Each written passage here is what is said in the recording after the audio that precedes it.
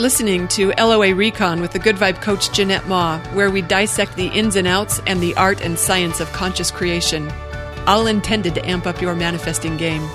Let's have some fun together.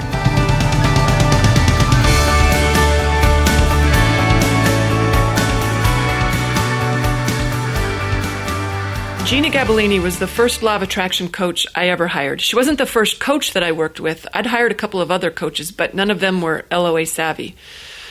So Gina was the first LOA coach that I engaged, and I have to say, that changed my whole life. I tell people all the time that my life changed more in 3 months of working with Gina than it did 3 years of working Law of Attraction on my own. And you guys, Gina did not introduce me to Law of Attraction. I already knew it, studied it, was practicing it pretty well, I thought, before I hired her. So it's not like she introduced me to something that I wasn't already engaging. But still, man, it was magic what happened for me in my life after I started working with Gina. I don't even have words to describe how much that raised my manifesting game. Someone asked me the other day, they asked why that was, what it was that Gina did for me that I didn't know to do for myself. And I thought that was a good question. At the time I said that the theme of my coaching with Gina was permission. She gave me permission to have what I wanted, permission to believe in it. She helped me, she put it within reach because I thought I was asking for something wild and crazy. In fact, early in our coaching, she asked me, I thought this was a trick question when Gina asked me, okay, if you could have anything that you wanted, what would that be? And I was like, really?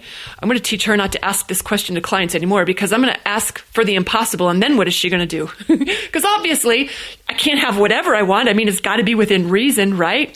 But I'd play her game. So I said, well, if I could have anything, it would be a full, thriving coaching practice in 1 month. I thought I would have stumped her, but she did not miss a beat. She said, then that's what we'll do. Then that's what we'll do. You guys, I'm emotional just even remembering what those words meant to me. Like she was putting it on a platter right in front of me, like believing that I could have this. If she believed it, then maybe she was right. I mean, I hired her because she seemed like someone I should be listening to.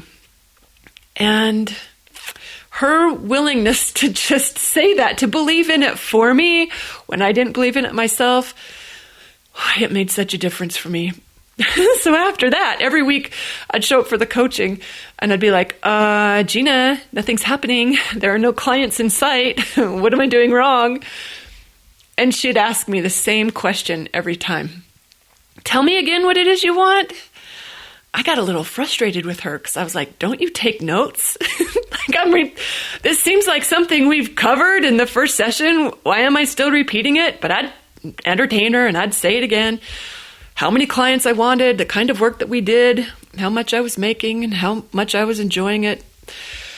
But after the third or fourth time, I started thinking, okay, no, really, she's either got too many clients and she can't keep us straight, or she needs to take better notes. I didn't realize until much later that was her way of keeping me focused on the preferred tense.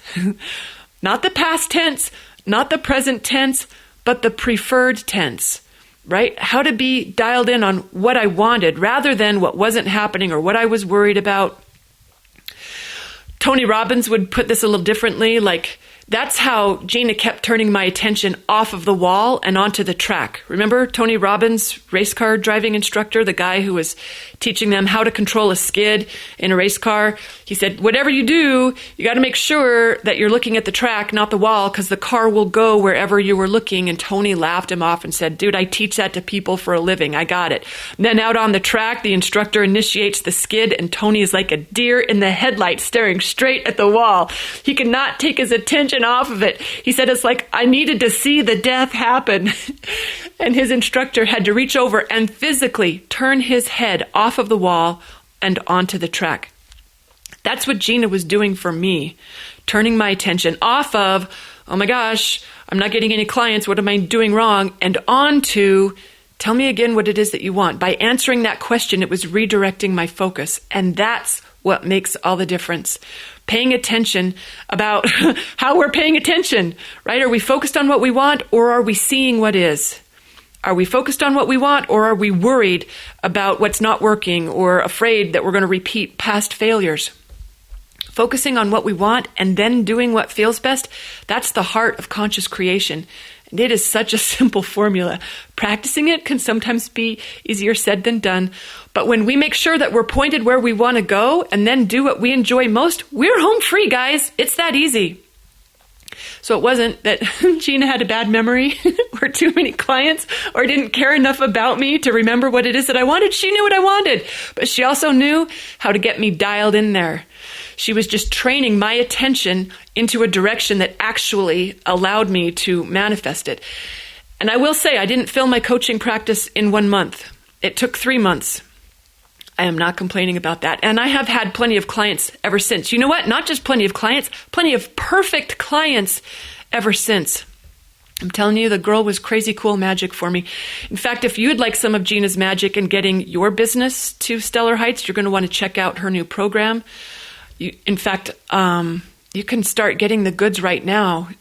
She's got some really cool tips you can get via email. You can sign up at GinaRocks.com.